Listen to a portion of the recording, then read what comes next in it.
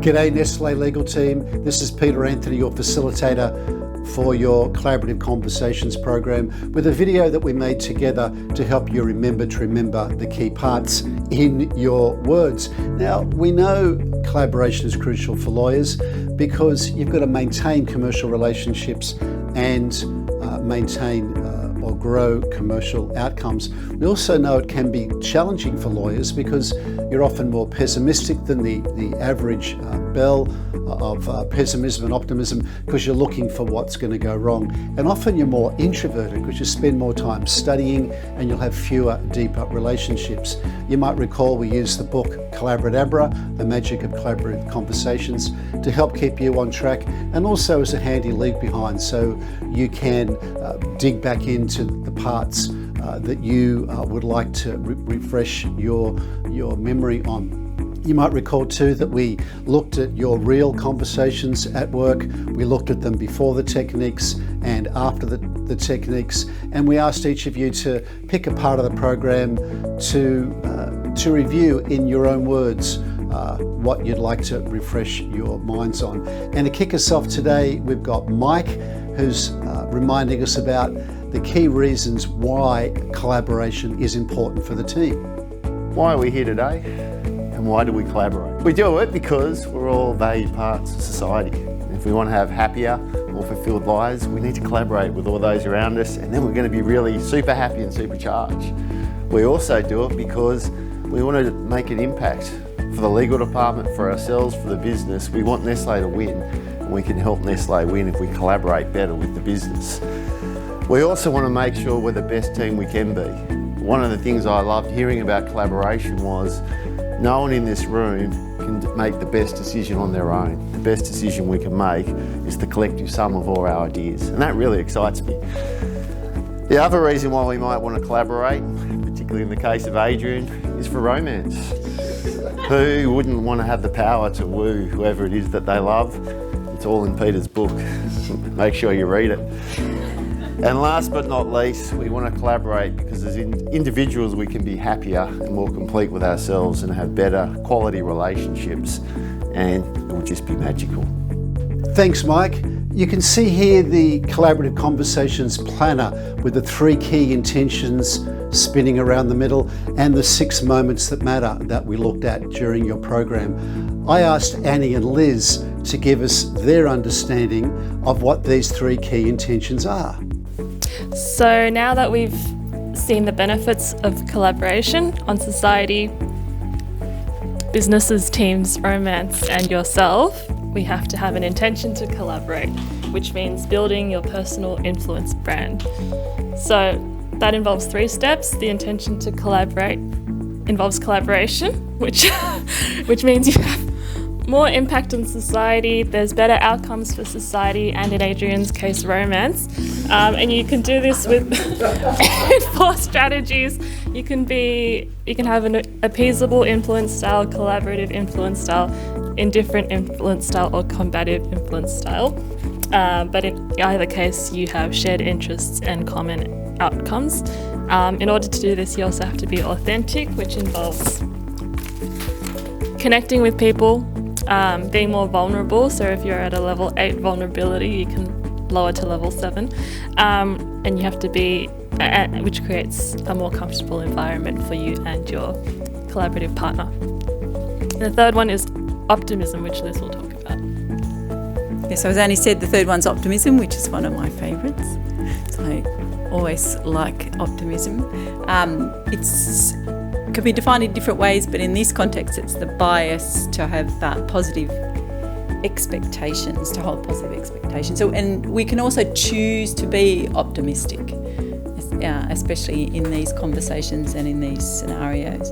And being optimistic has been shown to enable you to influence more. So it's quite a valuable quality and has other pretty important advantages too in life beyond just these conversations, things like resilience, happiness, health and wealth. So it's certainly one to think about. Thanks, guys. After we've got the key intentions underway and in play, they continue to drive the conversation. And the first of the 6 moments that matter is having a goal for the conversation, a collaborative goal. And this is going to revolve around one of three things, or potentially two of these three things. It's going to be changing how they're feeling. Changing how they feel. They could be feeling anxious, they could be feeling stressed, they could be feeling like they don't have the level of confidence in your approach that you'd like them to have. So it could be, I'm going to change how they're feeling. Or it could be changing what they're doing to get you involved earlier in the process, or get you involved more fully, or changing how they're thinking about how the law applies in this particular scenario.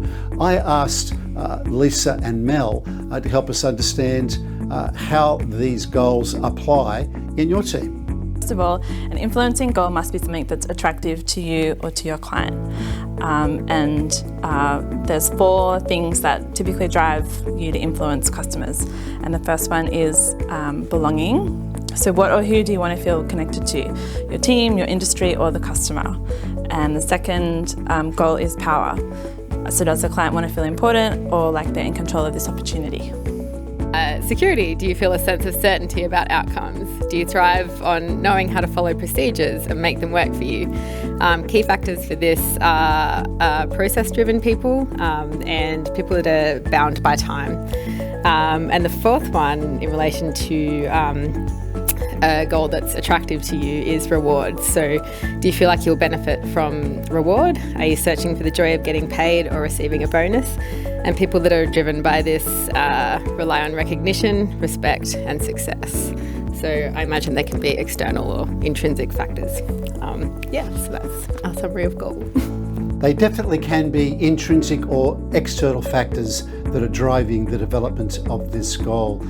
The second moment that matters is relating, and for this I asked Georgie and Jazz to give us their thoughts. Hi, we're here to talk about relating. And really, why bother? Why bother building a rapport? I mean, sometimes it's instant and sometimes you really need to work at it. But the earlier you can build a rapport, the better. And it's more enjoyable, don't you think, Jazz? That's right, George. When rapport moves to being a trusted advisor, that's when you build a relationship and you reduce the risk and everyone is willing to work together. It's much more enjoyable, don't you find? I agree. Too. So how do you build a rapport? With just 3 easy steps. Jazz, will you take us through the first? Sure. Oh, sorry. The first step of building rapport is being present in meetings with your customer or your client. Being present kind of means just really being there for them and really listening to them, making the meeting all about them. Would you like to do step 2? Number 2, giving your attention. And sometimes really looking at how they say what they're saying is more important than what they're saying. So make sure you're really paying attention. And the final step is matching your style to suit them. So it's all about comfort and trust. So some ways of adjusting is the way, watching your behaviour and your thinking to suit them, echoing their words and phrases, and calibrating, throughout your meeting to see if they're understanding what you're saying and seeing if they're ready to move on with the conversation. It's not really about being fake, it's just kind of suiting them and the meeting and really relating to them, You also want to try and avoid breaking the rapport, so continue with what you're doing. Don't take the attention off them in the meeting and really make it all about them rather than yourself. So good luck out there. Luck definitely does play a factor in these collaborative conversations, Georgie. The third moment that matters in a collaborative conversation is to take the lead or to give the conversation some structure. And I asked Adrian and Leanne to share some ideas here. Okay, the third step in creating collaborative conversations is taking the lead in meetings. People who have influence generally lead conversations. So how can I lead conversations? There are 4 simple questions that you can ask. The first is why. Why should I be interested? Why should I be attending this meeting? The second is the what. What is the outcome or the goal of the meeting? And for the third and fourth, I'll pass over to Leanne. Thanks, Adrian. So, wow, I am on the right page. So the next question is how. How will we get to the outcome. So looking perhaps at the steps that you're going to take together, reviewing priorities, agreeing what the next steps might be, and finally, so what? What does this mean? I mean, why have I been in this meeting? Next steps, such as summarising the meeting and recommending perhaps actions to be taken after that meeting. That's us. Thank you. Fourth moment that matters in a collaborative conversation is the understanding step. It's my personal favourite. I asked Fiona and Chanel to share their thoughts on what this understanding step meant in a collaborative conversation. An essential element of collaborative conversations is to understand. In simple terms, this involves Well, the first step is trying to figure out what their values are and what's important to them in getting to that decision. So that might be whether they want higher customer sales or they're trying to get a new product out because they're really excited about what it might bring. But yeah, just trying to figure out why it's important. And the second step is, once you've found out those values, trying to find out the priority of those values, what's most important to them, and then work out what's least important to them and how you order everything in between. From there, you'll then ask some questions and try to figure out what it means to them. And then once you're trying to figure out what it means to them, you'll usually try to figure out whether it's because it's power related, it's to do with a relationship, security, or it's reward based. For example, if it's power, they might say it's because they want to look good in front of everyone, or they want to be able to get a promotion or something to be able to order someone around later on. And the final step to understanding, and it's final but still very important, is determining what the other person wants to avoid. There's no point making a recommendation if it's going to hit what they're trying to avoid. Thank and you. That's it from us. That's just about it from me and this summary, apart from the last two steps. Step number 5 is to make a recommendation based on their values, or make a recommendation to change one of their values, either change what they are, what order they're in, what they mean, or potentially what they want to avoid. And clearly in the legal environment, they want to avoid a campaign that's not going to work, or a proposal that won't get up, or potentially creating some legal complications that we don't need. And finally, reaching an agreement, because after you've made the recommendation, going to get a yes is fantastic, a no, which shouldn't really be happening if you follow this process.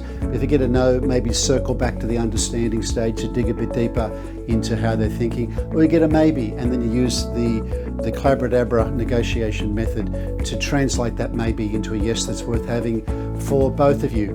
The final word from me is about care. It's the final couple of paragraphs in the book. It's caring enough about yourself to look at collaboration as a way of achieving high quality outcomes in your life, and care enough about others to embrace the collaborative spirit in your life, so you're creating high quality outcomes, not just for yourself, but for anyone you could be having conversations with. Thank you for listening. Hope you found the summary useful, and I'll see you next time.